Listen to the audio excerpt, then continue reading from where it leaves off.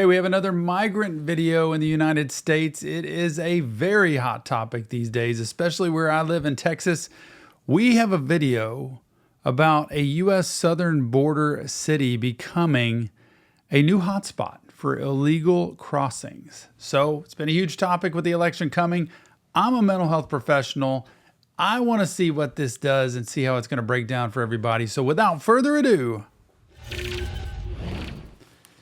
oh, they just keep coming. Here we go. As Texas steps up its efforts to secure the southern border, the migrant crisis is shifting west for the first time in decades. San Diego. Start out all in Texas a long time ago and years ago, and now move to California. It's interesting how they find new places to enter. And I think, at least from what I've heard, California is a sanctuary state, I believe, and they actually offer benefits and medical benefits and probably places to live and money, things like that. But Texas does not, obviously. They will take you and probably send you to a different place. So I think maybe they shifted because they found that's a place they can go. They can be safe and get in and get the benefits. And again, I keep saying the same thing. There are so many. It's like a 5-lane freeway that you're driving down, and all of a sudden it goes to 2 lanes. There's no room eventually. Eventually you run out. Eventually there's no money. We can't just print more money.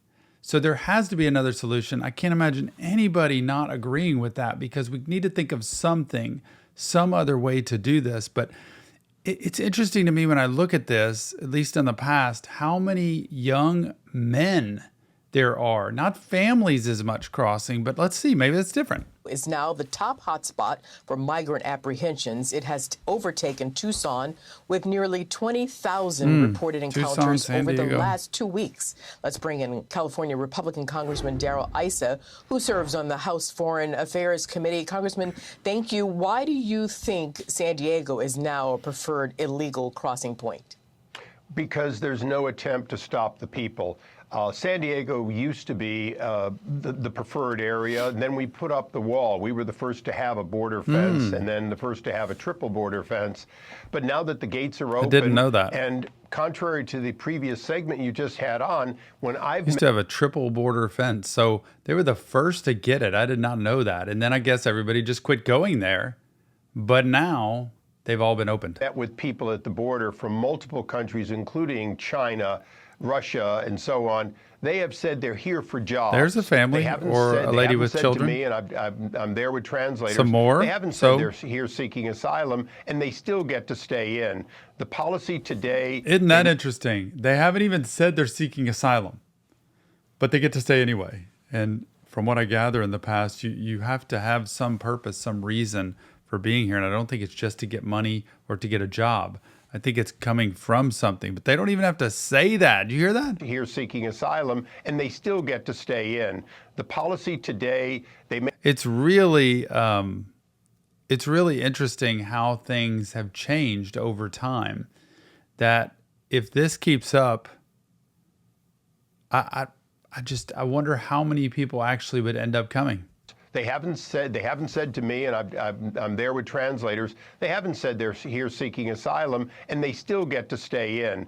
The policy today, they may say that they deport a great many, but the reality is they just have to show up and they're welcomed in. Until we return to Mexico, which we have a right to do, we are going to continue to have it. And like I say, a fence does no good if the gates open with a welcome mat. And so I understand your point that it's policy that needs to be changed. In the meantime, what adjustments will San Diego Border Patrol agents make in response to this surge?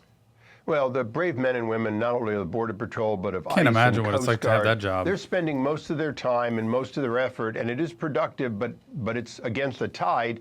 They're going after fentanyl. They're going after methamphetamines. Looking for the San drugs. Diego is the #1 importing area for drugs. And I have 100 miles of the Mexican border, along with one other congressman for all of San I think that's what we're missing here a lot of times, is what's coming in with these people. And when cartels are involved, when illegal drug sale or pushing that stuff in here is involved, that is going to lead to death and destruction of people here. I don't think people understand that a lot of times, that there's a lot of illegal activity coming in. They're not just people who want to come live in the United States a lot of times. There's people who are coming here for a very specific purpose. Man, fentanyl's addiction's bad enough. This is at another level. San Diego County, whether they come in through the water, they come in around the fence, out in the desert, we have an onslaught of that. Every month, thousands of pounds are seized just inside trucks that are trying to get in with false floors and false walls. That's the epidemic that at least the men and women of these agencies are still able to do something about. But if we're not able to stem the flow, there's an awful lot of backpacks full of drugs that are getting in, and it's poisoning over 100,000 Americans will die this year from fentanyl alone. And besides policy change, does San Diego need more federal aid, and if so, in what form? No, we're a sanctuary state. We've asked for it. Our $73 billion deficit speaks legions when you're in the highest tax state in the union. So quite frankly, it is not appropriate to send money to a state that is part of the problem, not part of the solution. If you want to send money, send it to Texas, who's trying to do the right thing against against a president. I'm sure all of this would spark up. I really struggle when people go to one side or the other, say Republican, Democrat, liberal, or conservative, because immediately we choose sides and we fight. I don't understand why we can't disagree and discuss, but be on different sides. It's okay to have different opinions. It's just, I don't know why we personally attack each other sometimes for our viewpoints. Like, you're a horrible person because you believe this. Like, I'm a Christian, right? So I go to church, I do my thing, I believe in God, I believe in Jesus, but I don't think poorly of somebody who doesn't. And I don't even think poorly of somebody who speaks against it. It's just people who call me who hit below the belt and call me names because of what I believe. It's okay to believe either side, but it's interesting that he says Texas is trying to do the right thing. And what it's saying is, we can't do this. We're thinking ahead, and there is no way we can take care of these people. There's no way we can monitor these people to see where they're going. There's no way that we can keep up with checking all of the illegal activity that's coming in. Not just drug abuse, y'all. It's sex trafficking too. It's all coming in. There's a lot of stuff happening, and why we can't all just see something needs to be changed. Something. Let's just start there. And part of the something is slow down. It's like a restaurant being inundated with so many people coming in that are wanting food, and they can't seat everybody, and you can't watch everybody, and you can't see if the place is secure. That's why we have a fire safety code to have so many people in. And it's just looks inundative. And I know it's a Republican slant here, but it is a true statement that sometimes we need to stop and figure out what the right thing is to do here, so that we can look to the future and look for the best of the country. Who won't let them do it? That would be where I would send the aid. I'd send the aid to the National Guards and so on, that are at least having some success in keeping at least some of the criminal element out of Texas. I understand your sentiment, but what do you say to your constituents listening who may say, wait a minute, what are you telling us? We deserve it because of what they're doing in Sacramento. What Sacramento is doing is creating the problem. If Sacramento is not willing to change, look, the Lord helps those who help themselves. If you're bound and determined to sink a ship, it's not up to the Coast Guard to come help you. At the end of the day, you scuttle a ship, it goes down, and you go with it. That's what we're doing. This is kind of when I see people, they can protest and they can be upset and they can not like authority. But when I see people trash officers who are trying to hold the line and trying to do their job personally, and I've known officers I've worked with in my practice who have talked about the stories behind the lines. They're good people. And even though they're not all good, to trash somebody you don't even know, put your fingers in their face, call them all kinds of names, and then turn around one day when somebody's robbing you, beating you up, assaulting you, and you want to call the police to come help you, that's part of what he's saying here. If you're determined to sink a ship, it's not up to the Coast Guard to come get you. You've made your bed. End of the day, you scuttle a ship, it goes down and you go with it. That's what we're doing in California. We have the highest taxes, we have the highest deficit of any state in history, and in fact, we're still calling ourselves a sanctuary state filled with sanctuary cities. And bear one thing in mind, people are constantly talking about the homeless crisis.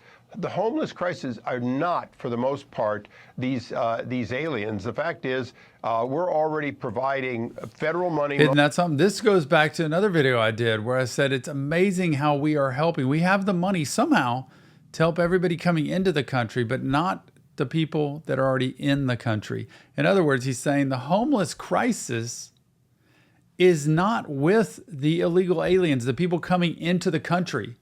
The homeless crisis is with the people from this country who have been here and been homeless already that we are not helping. Mostly, but some state money to house these migrants for a period of time, and that is also causing a problem. In San Diego, hotels are completely shut down and then filled with migrant workers. They're not being detained; they're simply being held, or accommodated until they find other housing. And when you brought in over 10 million, that's an awful lot of housing that's being eaten up by new residents. Hope you can get it solved. San Diego is a beautiful place. Congressman Darrell Issa, thank you very much for joining us. Hey, Sean Hannity. Oh my goodness.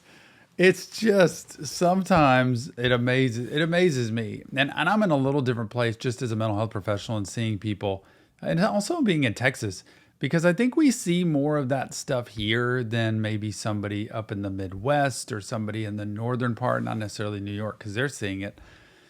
That there are things that almost can't be undone at this point. I feel like it's a collision course and things are just getting worse and worse. And my concern is the fear, because there are more people roaming around. There are more people that could come take something. And a lot of the homeless people I've seen throughout my life here where I've lived have their place. I see a lot of them similarly in the same place, and I'm seeing all kinds of new people here in Texas. It's just an interesting thing and acting differently than they've ever done in the 50 plus years I've lived here.